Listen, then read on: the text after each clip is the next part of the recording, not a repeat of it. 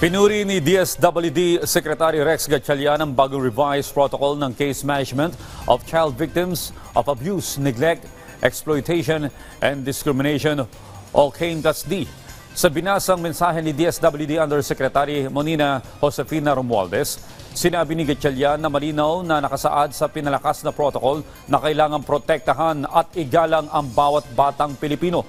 Ang bagong protocol ay magsisilbing gabay ng mga law enforcement officers, healthcare providers, prosecutors, social workers, barangay officials, miyembro ng Local Council for Protection of Children at iba pang concerned personnel.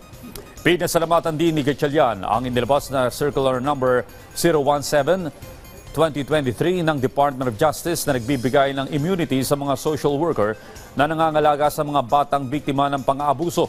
Noong nakalipas na taon, nakapagtala ang Child Protection Network ng mahigit 12,000 kaso ng pang-aabuso sa mga bata.